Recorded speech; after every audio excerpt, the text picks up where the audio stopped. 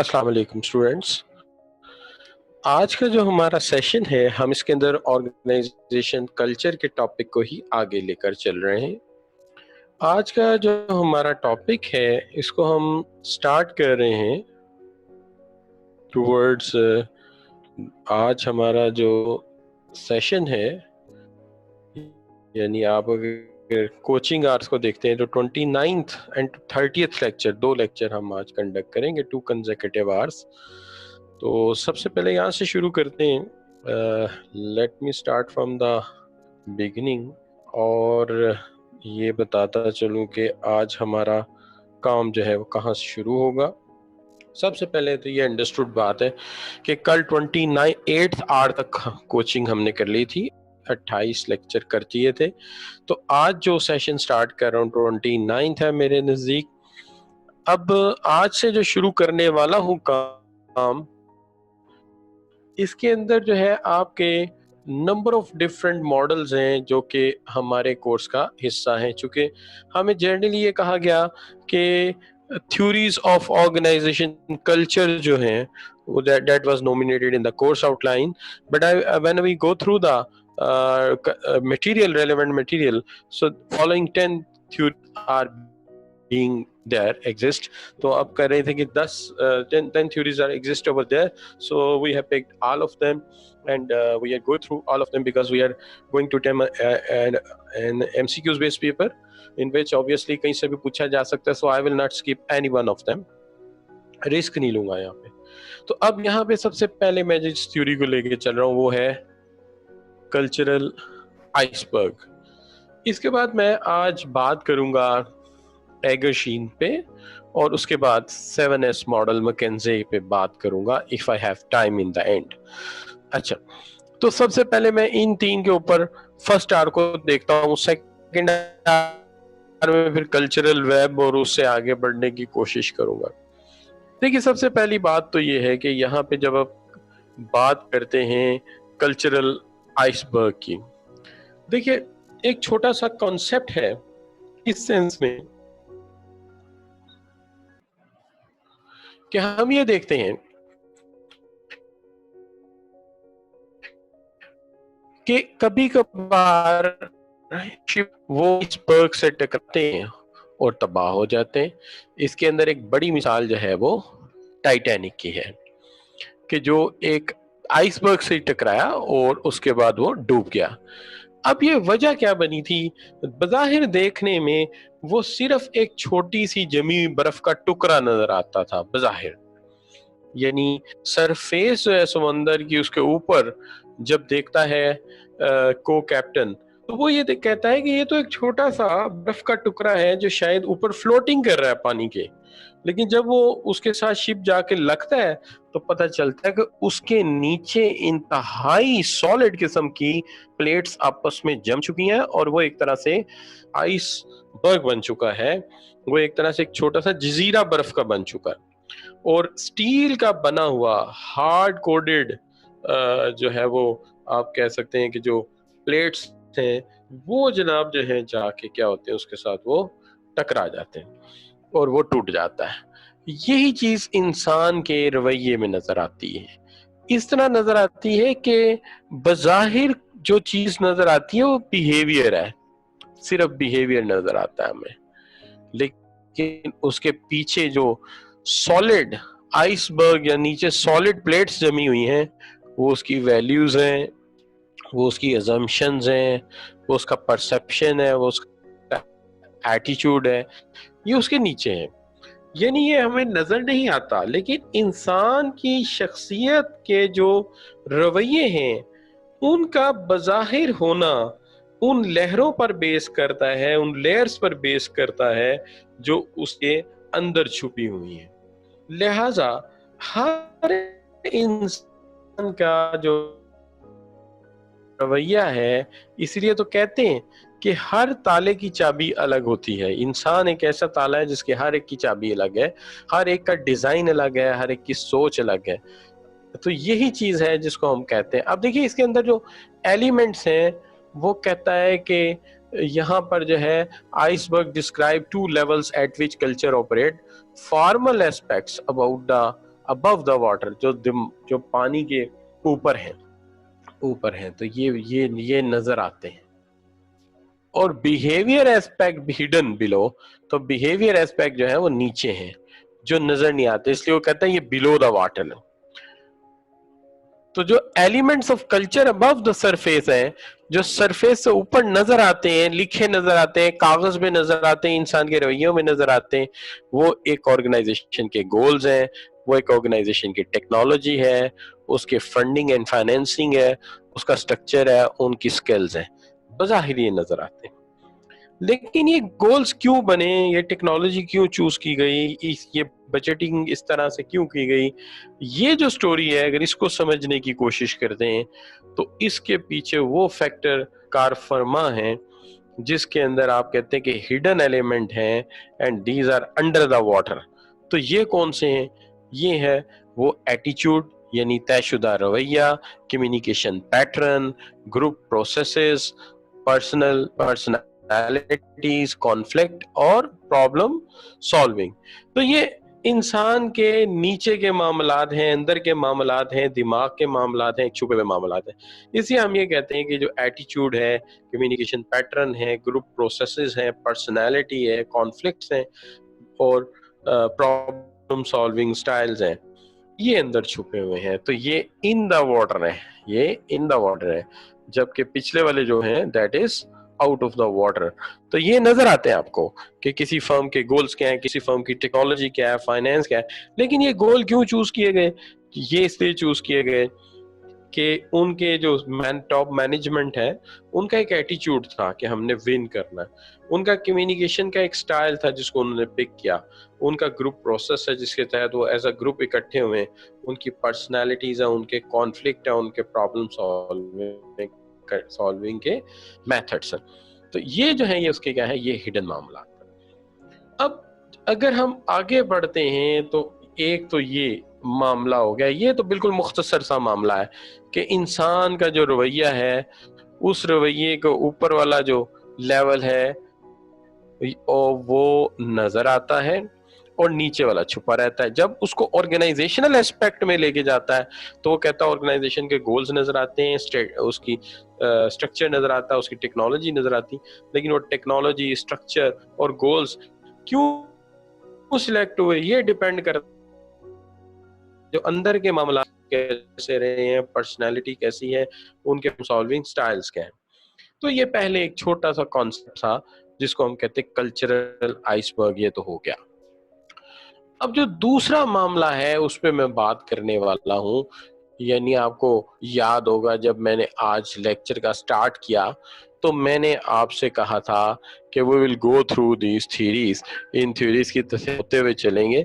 تو ان تھیوریز میں ایک تو یہ والی تھیوری کلچرل آئس برگ اور دوسرا ایگرش شین اور اس کے بعد 7S بائی مکین. اب اس کے اندر جو ہم بات کرتے ہیں سب سے پہلے تو اب ہم بات کر لیتے ہیں لیولز آف. دیکھیے لیول آف کلچر جو ہیں یہ لیئرز ہیں. یہ تھیوری پیش کی ہے شین نے. شین کی یہ جو تھیوری ہے 1992 کی ہے, اس کے اندر انہوں نے دو باتیں سب سے پہلے کہی. سب سے پہلی بات تو یہ کہ یہ بڑے لیڈنگ پروفیسر رہے ہیں, امریکن انسٹیٹیوٹ ہے MIT, بڑا نام ہے جہاں پہ یہ پروفیسر رہے ہیں, ریسرچز ان کی کافی زیادہ ہے مینجمنٹ کے کانسیپٹس میں, پرٹیکولرلی بیہیویئر اسٹڈیز کے اندر یہ کافی کام کر چکے ہیں. سب سے پہلی چیز جو ہے وہ یہ کہتے ہیں, جو آرگیو کا یہ ہے کہ کسی آرگنائزیشن کے کلچر کی بنیاد ان کا فاؤنڈر لیڈر رکھتا ہے. کسی بھی کلچر کے, کسی بھی آرگنائزیشن کے کلچر کی بنیاد ان کا فاؤنڈر لیڈر رکھتا ہے, فرسٹ لیڈر رکھتا ہے. اصل میں وہ اس آرگنائزیشن کے معاملات کو چلانے میں جس طرح کی پرابلمز اور جس طرح کے چیلنجز کو فیس کرتا ہے وہ ہمیشہ کے لیے اس آرگنائزیشن کے کلچر کا حصہ بن جاتی. یعنی دوسرے الفاظ میں ہم یہ کہنا چاہتے ہیں کہ شہین کا یہ خیال ہے, پروفیسر صاحب کا یہ خیال ہے کہ کلچر کی بنیاد ہمیشہ فاؤنڈر لیڈر رکھتا ہے, اور وہ اس آرگنائزیشن کو بنانے میں, کامیاب کرنے میں جو پرابلم اور چیلنجز فیس کرتا ہے وہ ہمیشہ اس آرگنائزیشن کے کلچر کا حصہ بن جاتی ہے. اب آپ کہیں گے یہ کیسے؟ دیکھیے بڑی سمپل سی بات اگر میں آپ سے کروں تو میں آپ کے ساتھ اپنے بچپن کا ایک واقعہ شیئر کر سکتا ہوں. تو میں چھوٹا تھا تو ہم بی ایس سی کر رہا تھا ابھی. تو B S C I was doing in economics statistics and mathematics, یہ میرے کورسز تھے. تو اس کے لیے ایک جگہ پہ میں ٹیوشن پڑھنے جاتا تھا. وہ بڑا پوش ایریا تھا. ان دنوں میں اندرون شہر رہتا تھا، بڑے پاپولیٹڈ ایریا میں. تو میرا جو گھر تھا وہ لاہور میں جہاں مینار پاکستان ہے اس کی اپوزٹ سائڈ پہ، یعنی راوی روڈ پہ، وہاں پہ میرا گھر تھا. بڑا پاپولیٹڈ ایریا تھا. تو وہاں سے میں پڑھنے کے لیے ایک پوش ایریا میں جاتا تھا. پروفیسر صاحب تھے ان کے. اچھا، وہاں پہ ایک گھر تھا جو بڑا خوبصورت تھا. اس کے باہر سٹون کا ایک بڑا منفرد کام ہوا تھا، وہ مجھے بڑا پسند تھا. اور خوبی کی بات یہ کہ جو میرے ساتھ لڑکے پڑھنے جاتے تھے راستے میں جو وہ دیکھتے تھے انہیں بھی بڑا پسند تھا. تو وہ ہم روزانہ اس کو رک کے دیکھتے تھے. بڑا خوبصورت گھر تھا. ایک دن وہاں ایک بزرگ کھڑے تھے. انہوں نے ہمیں پوچھا کہ بھئی آپ روزانہ رک کے گھر دیکھتے ہیں، آپ کا مسئلہ کیا ہے؟ تو ہم نے بچے تھے، ہم نے کہا جی گھر بس مسئلہ کیا ہونا ہے، گھر پہ آ رہا ہے تو ہم دیکھتے ہیں. وہ ہنس پڑے بزرگ اور انہوں نے کہا کہ آپ اندر آ جائیں، اندر سے بھی دیکھیں. تو ہم اپنی سٹوری سنانی شروع کی کہ میں گاؤں کا رہنے والا تھا. پھر اس کے بعد میں شہر آیا، اور جب میں شہر آیا تو یہاں پہ سب سے پہلا کام مجھے جو ہے وہ لارنس پارک میں گراس کی کٹنگ کا ملا. تو میں گراس کی کٹنگ کرتا تھا، اور وہ کٹنگ اس زمانے میں لاہور میں ٹانگے گھوڑے چلتے تھے، اور وہ جو ہوتا تھا گراس وہ بیچ دیتا تھا آ کے اندرون بھاٹی گیٹ داتا صاحب کے پاس. تو اس طرح وہ بڑی محنت کرتے رہے. اس کے بعد وہ ایک پیپر ویسٹ ہوتا وہ اٹھانا شروع کر دیا انہوں نے. تو میرے والد کا بھی ایک بزنس تھا جس کے اندر کافی پیپر ویسٹ کریٹ ہوتا تھا، پرنٹنگ کا بھی تھا اور پیکنگ کا بھی تھا. تو میں نے انہیں پوچھا کہ کوئی ایسا بندہ آپ کی نظر میں ہے جو اس کاروبار کو کر کے ترقی کر گیا ہو؟ تو انہوں نے کہا ہاں وہ ہمارا ویسٹ اٹھاتے رہے، ان کا یہ نام ہے. پھر انہوں نے بڑی پروگرس کی اور اب وہ امپورٹ کرتے ہیں. خیر اینی وے، تو انہوں نے وہ ساری سٹوری ہمیں سنائی. اب اس میں جو انٹرسٹنگ بات ہے وہ یہ ہے، جو فاؤنڈر لیڈر کے طور پہ میں آپ سے کہوں گا کہ ان کو کوئی فون آ گیا وہ چلے گئے. انہوں نے اپنے بیٹے سے کہا کہ جی آپ یہ 3 بچے ان کو چائے شائے پلا کے بھیجنی ہے. تو ان کا بیٹا آیا تو باتیں شروع ہوئی. اس نے بھی وہی سٹوری شروع کی. میرے والد صاحب گاؤں سے آئے تھے، پہلے گراس کٹنگ کے کانٹریکٹ لیے، پھر جناب انہوں نے ویسٹ اٹھایا، اور پھر پیپر کا بزنس. پھر ان کو بھی کام پڑ گیا ان کا، یعنی وہ بزرگوار کا پوتا آ گیا، وہ بھی ہمیں وہی سٹوری سنانے لگ گیا کہ میرے دادا جی جو ہے وہ گاؤں سے آئے تھے، انہوں نے بڑی محنت کی اور پھر انہوں نے جناب جو ہے یہ گھر بنایا. تو you C this is what جو ہے وہ پروفیسر صاحب کہنے کی کوشش کر رہے ہیں. ہنری شین he is making you clear کہ جی بات یہ ہے کہ جو فاؤنڈر لیڈر جو مشکلات فیس کرے گا، وہ فاؤنڈر لیڈر کی جو ڈیفیکلٹیز ہیں، جو اس نے مشکلات فیس کی ہیں، وہ ہمیشہ اس آرگنائزیشن کے، اس گھر کے، اگر گھر بنایا تو گھر کے، اور اگر آرگنائزیشن بنائی تو آرگنائزیشن جو بھی بنایا ہے اس کے اندر اس کی جو محنت ہے، اس کی جو مشکلات ہیں، اس کے کلچر کا ہمیشہ کے لیے کیا بن جائیں گی؟ حصہ بن جائیں گی. تو یہ ہے اس کے اندر جو ہمارے لیے بڑا امپورٹنٹ لیسن ہے اور اہم بات ہے کہ یہ چیزیں بن جاتی ہیں. جسٹ ایک منٹ ذرا رکیے گا، میں اس کو ایک چیز چیک کرنی چاہ رہا ہوں کہ کیا آیا میں نے اس چیز کا خیال رکھا ہے کہ نہیں. یس، تو جی ٹھیک ہے، بالکل ٹھیک ہے. Let me see this sets I am making clear or not. تو میں بات کر رہا تھا آپ کے ساتھ کہ وہ یہ کہتے ہیں کہ جو فاؤنڈر لیڈر کی مشکلات ہیں وہ ہمیشہ ہی اس آرگنائزیشن کے کلچر کا حصہ بن جاتی ہیں. اب یہاں تک بات ہمیں سمجھ آ گئی. اب آگے چلتے ہیں اور بات کرتے ہیں اس چیز کے اوپر کہ پہلی بات تو سمجھ آ گئی کہ فاؤنڈر لیڈر جو کلچر رکھے گا वो कल्चर जो है वो तमाम लोगों के लिए मशले राह होगा और आने वाली जो जनरेशन होंगी उसको लर्न करेंगी। और खूबी की बात ये है, इसके अंदर जो बुनियादी बात है वो ये भी है कि जो अपकमिंग लीडर हैं वो भी उसी कल्चर को फॉलो करेंगे।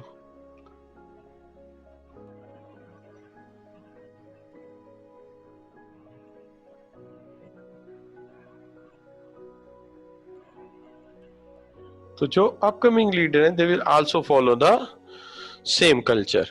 उसकी वजूहात क्या है? वजूहात ये है जी कि अगर कोई बंदा फाउंडर लीडर के कल्चर से हटके बात करेगा उसे लीडर नहीं कहेंगे। जैसे मिसाल के तौर पे कायदे आजम है, कायदे आजम हमारे फाउंडर लीडर हैं पाकिस्तान के, तो वो पाकिस्तान को एक डेमोक्रेटिक कंट्री बनाना चाहते थे। अगर कोई बंदा आके कहे जी डेमोक्रेसी इसमें नहीं होनी चाहिए, तो हम कहेंगे ये हमारा लीडर ही नहीं है, क्योंकि इसने तो हमारे फाउंडर लीडर का इनहराफ कर दिया। हमारा तो फाउंडर लीडर ही ये चाहता था कि ये डेमोक्रेटिक कंट्री हो, ठीक है जी, और पार्लियामेंटेरियन सिस्टम हो, ये अनाउंस बात थी, ठीक है। और कॉन्स्टिट्यूशन इसका जो है उसका मेन जो सोर्स है वो कुरान होना चाहिए। तो जो आने वाले लीडर हैं उन्हें वही बात माननी पड़ेगी जो फाउंडर लीडर ने की है। अब आ जाते हैं इसके तीन लेवल। अब इसके तीन लेवल आ जाते हैं, उसके अंदर अगर आप देखेंगे तो सबसे पहली चीज जो है वो आ जाते हैं आपके आर्टिफैक्ट्स, फिर आ जाते हैं आपके स्पोज्ड वैल्यूज, और फिर आ जाती हैं आपकी assumptions।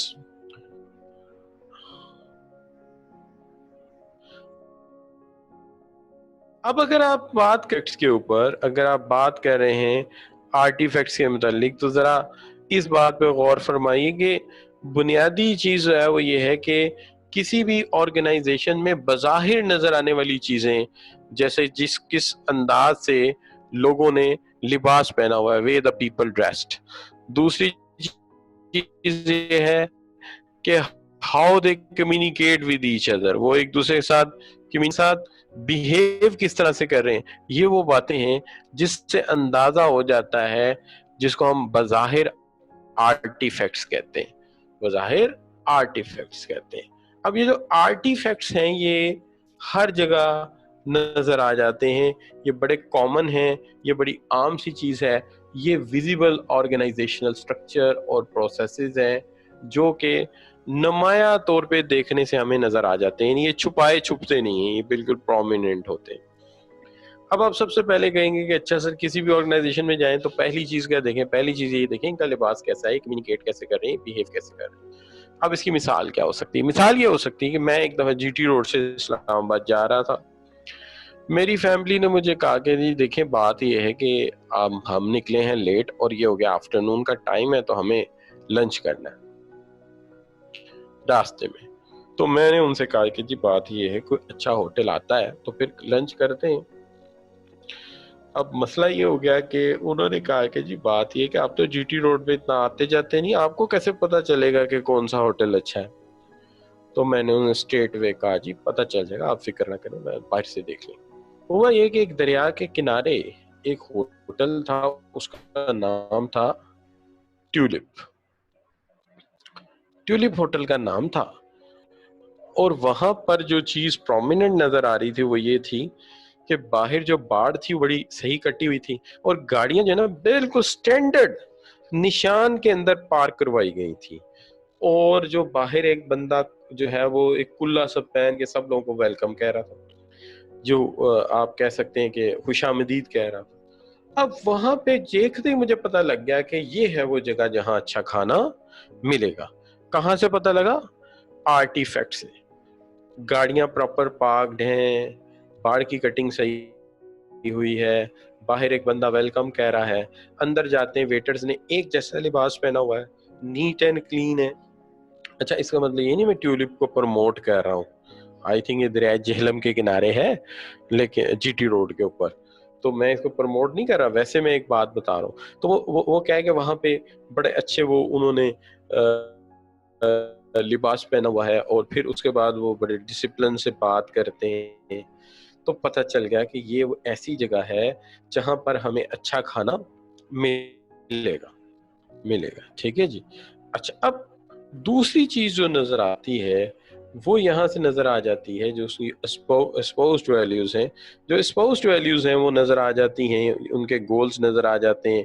اور گولز کو چھوڑیے تو بہت بڑی بات ہے، سلوگنز نظر آ جاتے ہیں. سلوگنز کیا ہیں؟ اب اسٹریٹجیز، گولز، ویژن نظر آ جاتے ہیں. وہ کیسے؟ ان کی وال پہ لکھا تھا، یا وہاں پہ وہ ایک ہوتا ہے نا کارڈ لگا ہوا تھا، اس پہ لکھا تھا، فریم لگا ہوا تھا کہ اس پہ لکھا ہوا تھا کسٹمر سیٹسفیکشن فرسٹ.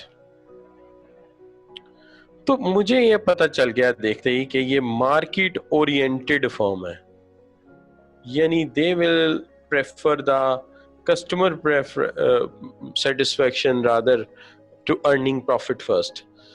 تو یہ کیا ہے، یہ سلوگن بھی نظر آ گیا کہ ان کا سلوگن کیا ہے. تو اس سے اور کلیئر ہو گئی بات آپ کو. ٹھیک ہوگی جی بات. اب پہلی چیز ہے کہ وہ بول کیسے رہے ہیں، بات کیسے کر رہے ہیں، لباس کیسا پہنا ہے، آپس میں گپ شپ کیسے کر رہے ہیں، بیہیویئر کیسا ہے. یہ آرٹیفیکٹس ہیں.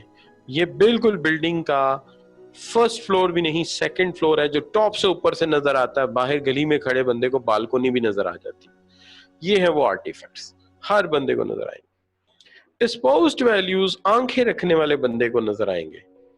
جو بندہ دیکھتا ہے دیواروں پہ کیا لکھا ہے، کتات پہ کیا لکھا ہے، فریمز کیسے لگے ہوئے ہیں، وہاں سے اسے پتہ چل جاتا ہے کہ اس آرگنائزیشن کی اسٹریٹجی کیا ہو سکتی ہے، اس آرگنائزیشن کے گولز کیا ہو سکتے ہیں، اس آرگنائزیشن کا مشن کیا ہو سکتا ہے، ویژن کیا ہو سکتا ہے. تو یہاں سے اندازہ ہو جاتا ہے. اب یہ باتیں جو ہیں یہ ہماری عملی زندگی میں بھی بڑی کام آتی ہیں. آپ کہیں گے سر کیسے، کوئی مثال دے دیجئے. آرگنائزیشن کو چھوڑ دیجئے، ہم جب لوگوں سے ملنے کا، دوستی کرنے کا، رشتہ داری کرنے کا جب فیصلہ کرتے ہیں تب بھی ہم یہی دیکھتے ہیں. دوستی کرنے کا، رشتہ داری کرنے کا فیصلہ کرتے ہیں تو تب بھی ہم یہی دیکھتے ہیں. اب میں آپ کو یوں بتاتا ہوں کہ میرا ایک سٹوڈنٹ تھا، تو اس کی شادی ہو رہی تھی. سب سے پہلا مرحلہ تھا اس کے رشتے کا طے کرنا. تو مجھے اس نے کہا کہ سر آپ نے ساتھ جانا ہے، تو دو آج فیملیز کے ہاں جانا ہے، تو گھر والے ڈیسیژن نہیں لے پاتے، تو آپ ذرا تھوڑے بیہیویئر کو سمجھتے ہیں تو آپ چلے جائیں، ذرا آپ معاملے کو سنبھال لیں گے. اچھا، بچہ یہ چاہتا تھا کہ سر ذرا جلدی ہو جائے، تو اس لیے ان سے تو ہونا نہیں، تو آپ ذرا. تو میں نے کہا کوئی نہیں یار، میں چلا جاتا ہوں. تو میں چلا گیا. اب ہوا یہ، بچوں کے بڑی مزداری کی بات یہ ہے کہ میں جب وہاں پہ گیا تو پہلے گھر جب میں گیا تو میں بیل بجائی، تو میرے ساتھ ان کی فیملی بھی تھی. تو دو بچیاں اندر سے آئیں. وہ بچیاں اس طرح سے آئیں جیسے ایک دوسرے کے اوپر چھلانگے مار رہے ہوتے ہیں نا بکری کے بچے.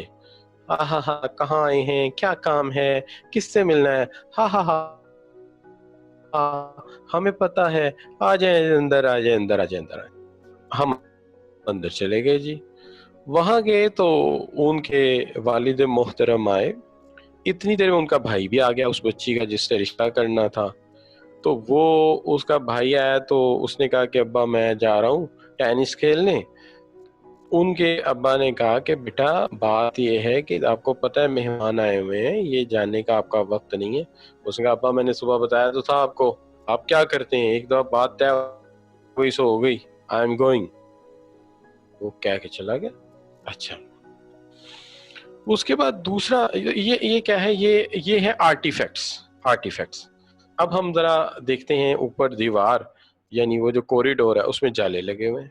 اب وہ جو چائے کے کپ لاتے ہیں تو کپ اور ہے، سوسر اور ہے. اب نظر یہ آ رہا ہے. اچھا ہاں، یہ بھی نہیں کہ آپ کہہ دیں کہ کوئی غریب لوگ ہیں، باہر دو گاڑیاں بھی کھڑی. اب اس سے اندازہ ہو جاتا ہے کہ ان کے آرٹیفیکٹس کچھ گڑبڑ ہیں، تو دل نہیں مانے گا. اچھا، اسی طرح پھر ابھی میں دیکھ رہا تھا تو وہ سامنے ایک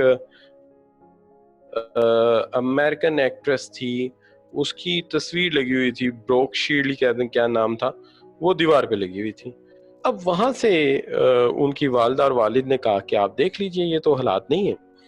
میں نے کہا ٹھیک ہے، جو آپ کی مرضی. اب جب ہم دوسری جگہ گئے تو بالکل انٹائرلی ڈیفرنٹ. میں نے وہاں جا کے بیل دی. ایک بچہ آیا بڑا ڈیسینٹ سا, اس نے چھوٹی سی داڑھی رکھی, اس نے کہا جی السلام علیکم, آپ کون ہیں؟ میں نے نام بتایا, ان کا جی آپ بات ہوئی تھی تو آپ پلیز تشریف لے آئے. ہم اندر چلے گئے, ان کے والد بھی آ گئے, والدہ بھی آ گئی, ٹھیک ہے جی. اب وہ بڑا نیٹ اینڈ کلین گھر تھا.